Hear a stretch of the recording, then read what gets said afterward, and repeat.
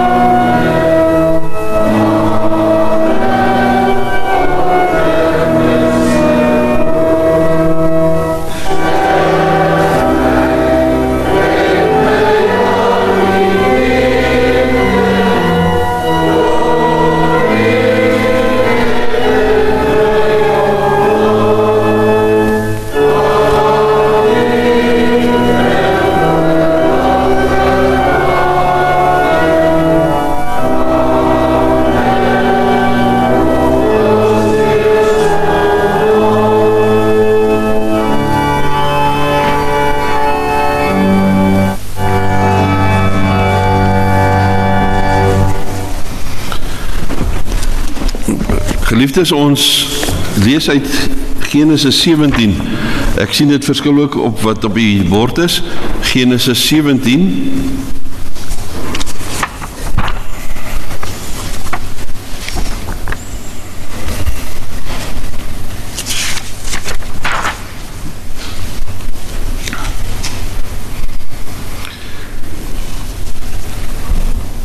Vers 1.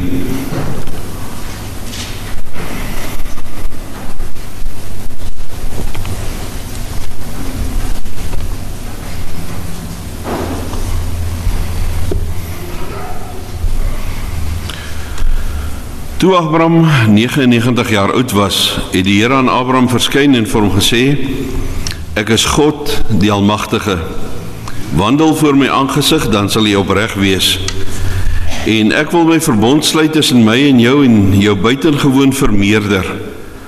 Toe val Abraham op sy aangesig en God het met hom gespreek en gesê: Wat my aangaan, kyk, my verbond is met jou, en jy sal die vader van die menigte van nasies word. Daarom sal hulle jou nie meer Abraham noem nie, maar jou naam sal wees Abraham, want ek maak jou 'n vader van 'n menigte van nasies. En ek sal jou buitengewoon vrugbaar maak, en ek sal jou tot nasies maak, en konings sal uit jou voorkom. En ek sal vir my verbond oprig tussen my en jou nageslag na jou in hulle geslagte as 'n ewige verbond, om vir jou God te wees en vir jou nageslag na jou. En ek sal aan jou en jou nageslag na jou die land van jou vreemdelingskap gee, die hele land Kanaan, as 'n ewige besitting, en ek sal vir hulle God wees.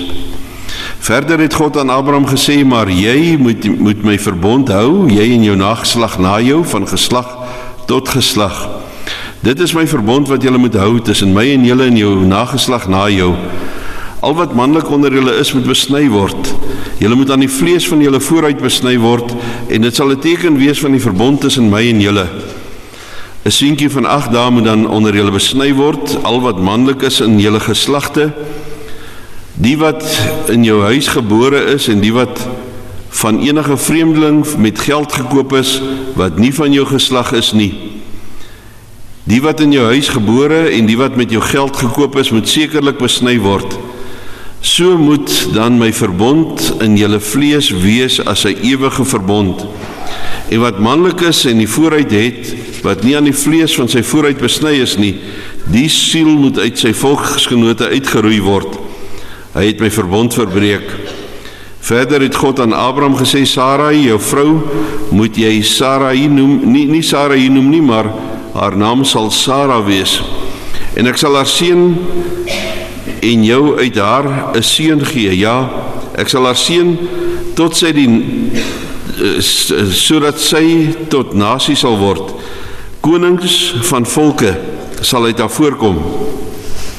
Toe val Abraham op sy aangesig en hy lag en sê in sy hart: Kan daar vir een wat 100 jaar oud is 'n kind gebore word, of kan Sara wat 90 jaar oud is baar? En Abraham sê aan God: Ag, mag Ismael lewe voor u aangesig. Toe antwoord God: Voorwaar, jou vrou Sara sal vir jou seun baar, en jy moet hom Isak noem. En ek sal vir my verbond met hom oprig as 'n ewige verbond in sy nageslag na hom. Ook wat Ismael betref, het ek jou verhoor. Kyk, ek seën hom en maak hom vrugbaar en vermeerder hom buitengewoon. 12 vorste sal hy verwek, en ek sal hom 'n groot nasie maak. Maar my verbond sal ek oprig met Isak en Sara vir jou, wat Sara vir jou 'n ander jaar op hierdie tyd sal baar. En nadat hy klaar met hom gespreek het, het God van Abraham af opgevaar. Daarop neem Abraham sy seun Ismael en almal wat in sy huis gebore is, almal wat met sy geld gekoop is, almal wat manlik was onder die mense in die huis van Abraham, en hy het die vlees van hulle vooruit nog op dieselfde dag besny, soos God met hom gespreek het. En Abraham was 99 jaar oud, toe hy in die vlees van sy vooruit besny is. En sy seun Ismael was 13 jaar oud, toe hy aan die vlees van sy vooruit besny is. Op daardie selfde dag is Abraham en sy seun Ismael besny. En al die manne van sy huis, die wat in sy huis gebore is, en die wat vreemdelinge met geld gekoop is saam met hom besny. vers 17. Toe val Abraham op sy aangesig en hy lag en sê in sy hart, kan daar vir 100 wat 100 jaar oud is 'n kind gebore word, of kan Sarah wat 90 jaar oud is baar? En dan die belofte van die Here wat hy vir Abraham gee in vers 19. Voorwaar, jou vrou Sarah sal vir jou 'n seun baar en jy moet hom Isak noem, en ek sal vir my verbond met hom oprig as sy ewige verbond vir sy nageslag na hom. As teks neem ons Handelinge 2 vers 39.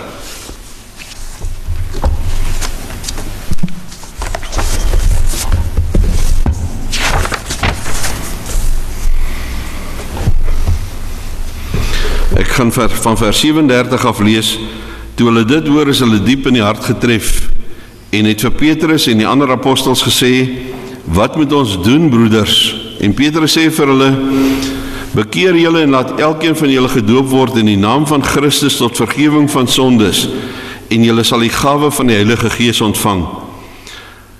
Dan vers 39, wat belangrik is, want die belofte kom julle toe, en julle kinders en almal wat daar ver is, die wat die Here onse God na hom toe sal roep. En met baie ander woorde het hy hulle besweer en vermaan en gesê, laat julle red uit hierdie verkeerde geslag. Ek lees tot sover.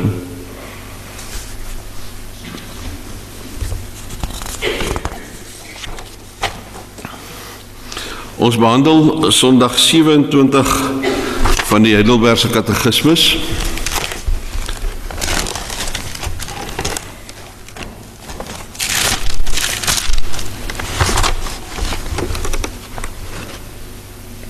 Is die uitwendige waterbad dan self die afwassing van die sonde? Dit gaan oor die doop? Nee, want alleen die bloed van Jesus Christus en die Heilige Gees reinig ons van alle sondes. Waarom noem die Heilige Gees die doop dan die bad van die wedergeboorte en die afwassing van die sondes? God sê dit nie sonder gewigtige redes nie. Hy wil ons namelijk daarmee leer dat die bloed en vlees van Christus ons sondes so wegneem, soos die water die vuilheid van die liggaam wegneem. Verder wil hy ons veral deur hierdie goddelike waarborg en teken verseker, dat hy ons net so werklik geestelik van ons sondes gewas is, as wat ons liggaam uitwendig met water gewas word. Moet die jong kinders ook gedoop word? Ja, aangesien hulle net soos die volwassenes in die verbond van God en sy gemeente ingesluit is. Ook aan hulle word nie minder as aan die volwassenes deur die bloed van Christus, die verlossing van sondes en die Heilige Gees wat die geloofwerk beloof nie. Daarom moet hulle ook deur die doop as teken van die verbond in die Christelike kerk ingelyf en van die kinders van die ongelowiges onderskei word. So is dit in die ou verbond deur die besnydenis gedoen, in die plek daarvan in die nuwe verbond die doop ingestel. Geliefdes, Sondag 27 van die Heidelbergse Katekismus spreek twee verskillende sieninge van die doop aan. Aan die een kant mag die doop nie oorskat word nie, aan die ander kant mag die doop ook nie onderskat word nie. Ons het in die verlede aandag gegee aan die Roomse dwaling wat beweer dat die doop self erfsondes afwas. Maar die skrif leer ons dat die doop op sigself nie die sonde afwas nie, maar dit waarheen die doop wys, naamlik die bloed van ons Here Jesus Christus. Kom ons gee aandag aan die standpunt dat die doop alleen betekenisvol bedien kan word nadat jy jou geloof bely het en die gevolgtrekking waartoe hierdie standpunt lei. Daarom het die doop van die kinders geen betekenis nie. Ons gaan vandag eerstens kyk na die getuienis wat die skrif op die saak bied en tweedens, op grond van die skrifgetuienis, kyk na die betekenis van die kinderdoop vir kinders en ouers. Skrifgetuienis oor die onderskatting van die doop. Geliefdes, daar is kerke wat leer dat dit onskriftuurlik is om kinders te doop En die rede, omdat kinders nog nie hulle geloof kan bely nie. Daarby leer hulle dat dit nie te sê is dat kinders wat gedoop is, tot geloof sal kom nie. En daarom kan jy nie daardie risiko loop nie. Daarom maak hulle die gevolgtrekking, mag net groot mense, wat klaar tot geloof gekom het, gedoop word. Hulle interpreteer die skrif, jy moet eers glo, dan kan jy gedoop word. En een van die foute wat ons waarskynlik in die verlede gemaak het, is om te beweer dat hulle heeltemal verkeerd op hierdie punt is, en dit het die gevolg gehad dat ons gesprekke ontaard het in 'n vergelyking en in 'n verdediging van die kinderdoop teenoor die grootdoop. Ons het die kinderdoop verdedig in gesprek oor die skriftuurlike gesprek oor volwasse doop. Geliefdes, daar is nie veel met die standpunt oor die vereistes vir die volwasse doop verkeerd nie. Inteendeel, ons doop ook volwassenes. Maar die teks sê duidelik, hy wat glo en hom laat doop sal gered word. Maar voordat 'n volwassene egter gedoop moet word, moet die kerkraad eers vasstel, glo hierdie persoon werklik en het hierdie persoon werklik die kennis van die Here en vertrou hy of sy volkome op die Here.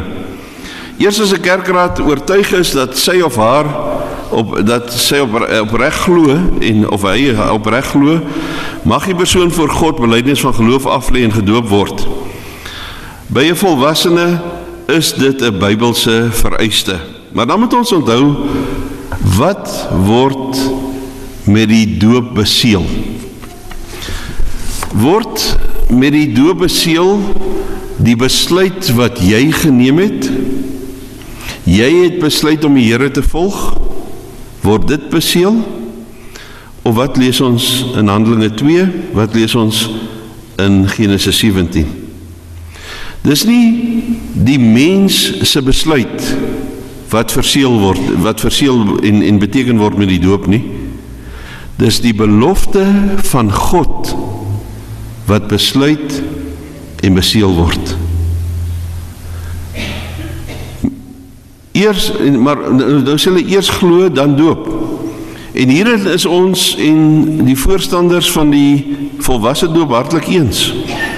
Maar die vraag is, wat lê ten grondslag van die verskil tussen die Heidelbergse katekismes en die wederdopers en gevolglik gereformeerders en wederdopers vandag?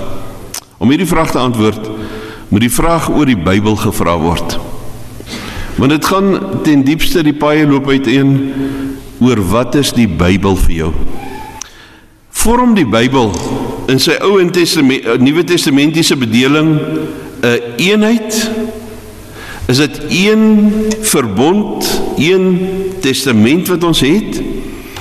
Of skei ons die Bybel in 'n ou verbond en 'n nuwe verbond wat nie eintlik veel met mekaar te doen het nie?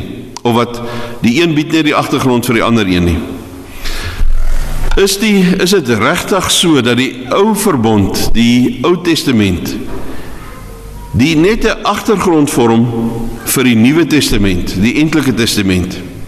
Of is die Bybel een testament wat in twee bedelings uiteenval, 'n ou verbond en 'n nuwe verbond, of 'n ou bedeling en 'n nuwe bedeling? Die eerste fout is, as jy 'n skeiding tussen die ou bedeling en die nuwe bedeling van dieselfde verbond maak, dan kry jy skeeftrekking. As die Ou Testament oorbeklemtoon word ten koste van die Nuwe Testament, dan is jy terug by die Jode wat nog hulle vervulling in Christus verwag. As jy die Nuwe Testament oorbeklemtoon ten koste van die Ou Testament, dan plaas jy verkeerde klemme op gebeure, want die Nuwe Testament kan alleen verstaan word as ons die Ou Testamentiese wortels daarvan verstaan. Byvoorbeeld, hierdie opdrag om te doop en wat die doop behels en wat verseël word met die doop, is nie 'n saak net van die Nuwe Testament nie. Dis 'n saak wat reeds uit die Ou Testament, uit die ou bedeling kom. En daarom is dit verkeerd om net die Nuwe Testament te vat en te maak asof die Ou Testament nie bestaan nie. Daar is twee baie belangrike goue drade wat deur die Ou en Nuwe Testament loop, wat dit een testament maak. Dis die verbond van God en die koninkryk van God. 'n tweede fout is, mens moet nooit die skrif of iets in die skrif probeer verstaan sonder om deeglik met die voortgaande lyn in die skrif te eerbiedig nie. Hierdie voortgaande lyn in die skrif loop uit op die ewige God se regering oor alles en almal. Met ander woorde, die voortgang van hierdie twee goue drade wat deur die hele skrif loop, die koninkryk van God en veral die verbond wat God in stand hou, is uiters belangrik vir die verstaan van die kinderdoop. Die katekismus neem pragtig sy uitgangspunt in die een genade verbond wat God met sy kinders gesluit het. Een genade verbond met 'n ou en 'n nuwe bedeling. In Genesis 17 het God die vader van al die gelowiges, Abraham, met Abraham 'n verbond opgerig, en hy beloof in hierdie ooreenkoms of hierdie verbond, ek sal vir hom en sy nageslag 'n God wees. Met ander woorde, die ewige verbondsgod beloof, hy sal hierdie een wat gedoop word of wat besny word en sy nageslag te midde van die vyandige omgewing bewaar, beskerm, versorg en lei. Hy sal ook al hulle sondes vergewe en aan hulle die ewige lewe gee. Met ander woorde kan jy hoor dat die Ou Testament waar die instelling van die besnydenis gegee word, suiwer gaan daaroor dat God se belofte verseël en bekragtig word. Hierdie ooreenkoms, belofte, word beseël en bekragtig deur die besnydenis in die ou verbond, want hierdie besnydenis moes hom altyd herinner aan God se beloftes, dat God vir hom 'n God is, en dat hy aan God se eise gehoorsaam moet wees. Hierdie verbond, hierdie ooreenkoms, het God nie net met Abraham alleen opgerig nie, hy het ook die verbond met sy nageslag opgerig, en, Genesis 17 sê, en vir jou nageslag na jou. En om hierdie belofte vir die nageslag te bevestig, beveel God dat al die seentjies wat in die verbond gebore word, op die 8ste dag besny moes word. Kinders van gelowiges in die Ou Testament is ook deur die Here as deel van sy verbondskinders beskou en het hierdie besnydenis die verbondsteken daarvan ontvang. Dit het gebeur voordat hulle bewustelik tot geloof kon kom en hulle geloof kon bely.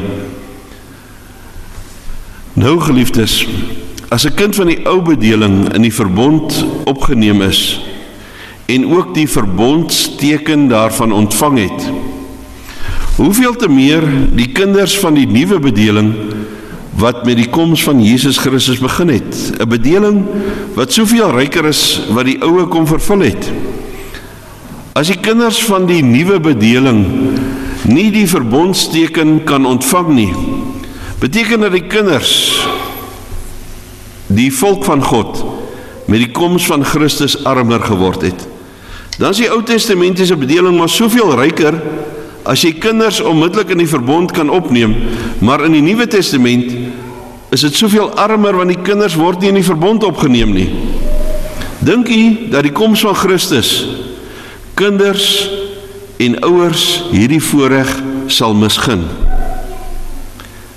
As kinders nie dit kan ontvang nie, het hulle armer geword en het die ouers ook armer geword. Dat kinders nou uit die verbond uitgesluit word van waar hulle vroeër in die verbond ingesluit was. Dit blyk 'n stryd wees met wat die skrif in Hebreërs 7 en tot 10 leer. Dit spreek van self dat die skrif dit so aanbied, geliefdes, dat dieselfde God, by wie daar geen verandering of selfs 'n skaduwee van omkering is nie, kinders op dieselfde manier in sy verbond betrek. Om die waarheid te sê, hy betrek hulle op 'n ryker en volwaardiger wyse in die nuwe bedeling wat Christus gebring het as in die ou bedeling.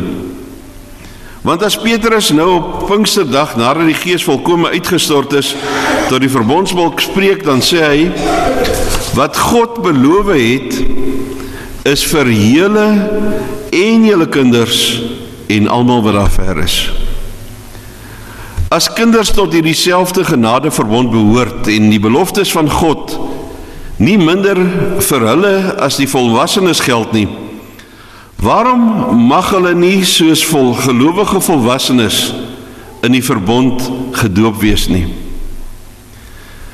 'n Mens het 'n gebruik by kerke wat nie kinders doop nie, dat hulle aanvoel, maar hierdie kind is nou soveel armer, ons moet iets doen. En dan gaan vat hulle onskriftuurlike inseëning van 'n kind. Dan met 'n kind, omdat Jesus die kindertjies nader geroep het, maak hulle daarvan 'n sakrament, en nou moet die kindertjies ingeseën word, omdat hulle skuldig voel, omdat die kinders soveel armer is in die Nuwe Testament, omdat hulle die kindertjies wil doop nie.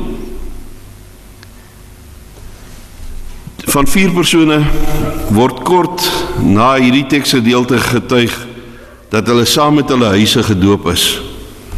Cornelius, Handelinge 10, Lydia, Handelinge 16, die Sapier van Filippi, Handelinge 16, en Stefanas, 1 Korintiërs 1. Hulle doop het by die bekende proseliete doop aangesluit.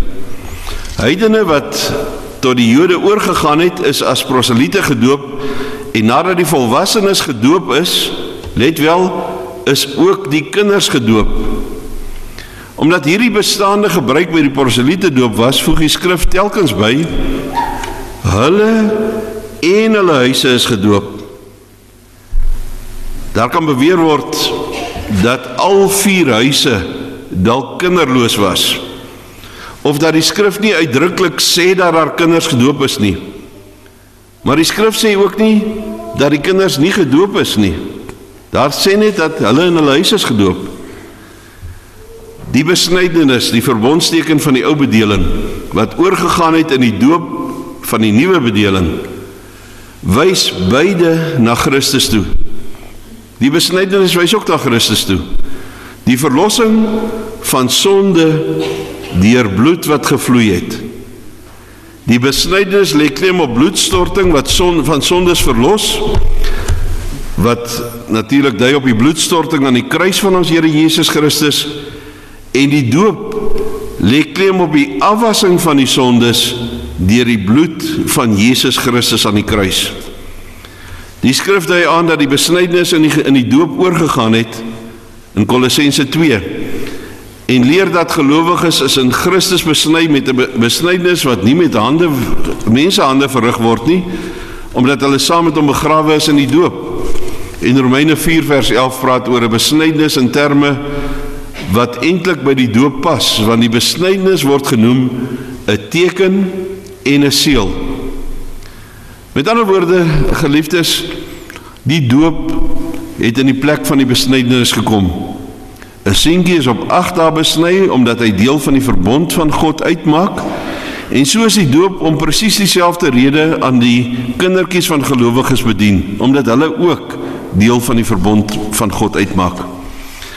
As ons sien hoe duidelik ons teks spreek in Genesis 17 en Handelinge 2, al twee praat in verbondstaal. As 'n mens gaan kyk, mooi kyk na die vorm waarin dit geskryf is in Handelinge 17, in Genesis 17, dan vind 'n mens in Handelinge 2 dat daar nie baie sterk van 'n Griekse konstruksie gemaak word nie, maar baie van 'n Arameese en Hebreëse konstruksie. Juis omdat dit verbondstaal is. As die Here oor sy verbond praat in Ou en Nuwe Testament, dan word dit in 'n spesifieke taal gesê, op 'n spesifieke manier. Daar's opvallende ooreenkomste. God wat elke woord in die skrif inspireer, het dit baie duidelik so laat opteken. Wederdopers en voorstanders van die sogenaamde bekeringsdoop laat hulle kindertjies inseën, waar daar geen skriftuurlike gronde of opdrag van die Here is nie, wat nog te sê daarvan om daarvan 'n sakrament te maak, wat elke ouer natuurlik moet uitmaak. Dit wat jy ontvang het van die verbondsgod, sal jy dit van jou vir jou kind misgun? As jy deur God verlossing ontvang het, 'n teken dat hy vir jou God sal wees en dat jy aan hom behoort vir ewig en dat jy aan hom gehoorsaam sal wees, gaan jy hierdie groot voorreg vir jou kind misgun? Vir kinders. Op kinders lê die roeping en verpligting om soos wat hulle opgroei in die geloof, Christus die enigste hoof van die genadeverbond as verlosser en saligmaker te omhels.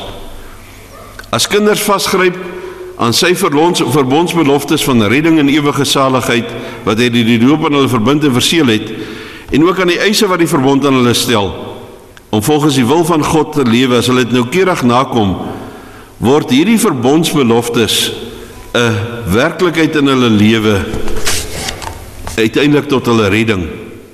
Daarvoor is 'n lewe in kerklike meelewing by skrifstudie en gebedsvolharding natuurlik noodsaaklik. Maar daar is ook 'n belangrike ding vir ouers. 'n Kind moet spoedig gedoop word, vroeg. Waarom? Want by die doop wil God sy verbond aan sy kind beseël en bekragtig. Die doop is in die eerste en laaste plek 'n saak tussen God en die kind, en nie in die eerste plek oor die familie nie. Daarom laat ouers God nie wag op sy beloftes met sy beloftes nie, totdat die familie pas, of sommiges beredeneer tot die ma haar lyfie terug het, of totdat een of ander ouma en oupa grootjie daar kan wees. Ek het dit al gehad dat iemand eers wil wag dat hulle water uit die Jordaan laat invlieg om die kind mee te doop. Opvoeding kragtens verbondsbelofte wat die ouers betref. Die eerste roeping van ouers is om hulle kind te help om die God van hulle verbond te leer ken, lief te kry en volgens sy wil te lewe. 'n Verbondskind word in die tug en vermaning soos die Here dit wil grootgemaak. Hierin is geen keuse nie. Eintlik is dit vreeslik hoe die oordeel van die Here oor Eli en sy kinders was, omdat hy hulle nie vrees van die Here opgevoed het nie. In die derde plek, en daarmee gaan ek volstaan, die verbondsbeloftes, broeder en suster, is nie sommer net gegee nie. Dit is nie net gegee dat ons bly moet wees daaroor en dat dit vir ons aangenaam is en 'n mooi gedagte is nie. As 'n verbondskind van die Here af wegdwaal en nie aan 'n Christelike opvoeding vashou nie, wat kan ouers doen? Dan kan die gelowige ouers bid: Here, U het beloof, help tog en gee verandering, gee bekering, gee 'n lewende geloof en gee geloofsgroei. Met ander woorde, die verbondsbeloftes van die Here is 'n vaste pleitgrond, op grond waarvan ouers vir hulle kinders kan pleit. Kinders moet van jongs af geleer word om hulle doop te verstaan. Die doop as merkteken van die koninkryk van God op hulle voorkoppe sê net een ding: ek behoort ewig aan die koning. Amen. Kom ons bid saam.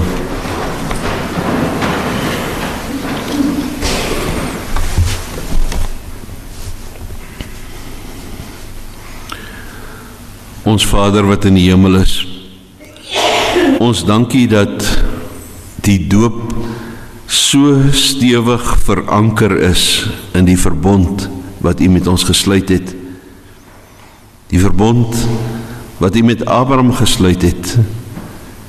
Die een verbond wat U steeds in stand hou, ook vir Nuwe Testamentiese gelowiges, en dit beseël en bekragtig met die heilige doop.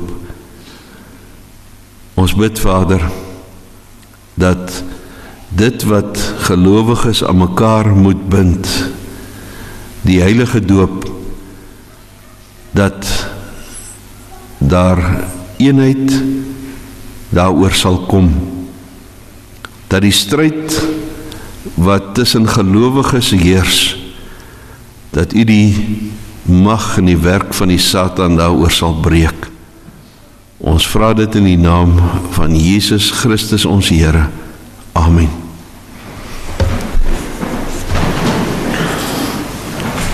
Daar is 'n geleentheid vir die offergawe. Kom ons sing ten slotte uit Psalm 119 vers 62 en 63. Help my Heer, ag hoe verlang ek en hoe sug ek diep en swaar na die heil wat U beloof het, na U kennis wonderklaar. Laat my leef, o Heer, dan loof ek. Laat niks my die heil ontroof. Laat U oordeel my tot hulp wees. Laat my lewe om te loof. Psalm 62 en 63 van Psalm 119.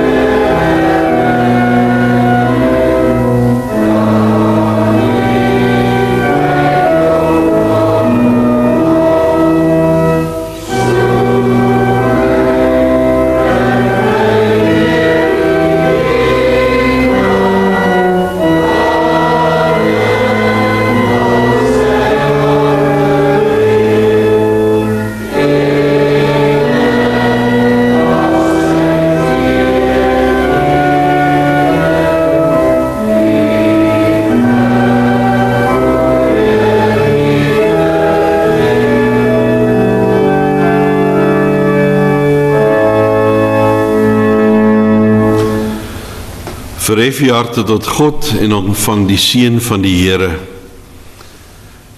Die genade van ons Here Jesus Christus, die liefde van God en die gemeenskap van die Heilige Gees is met u.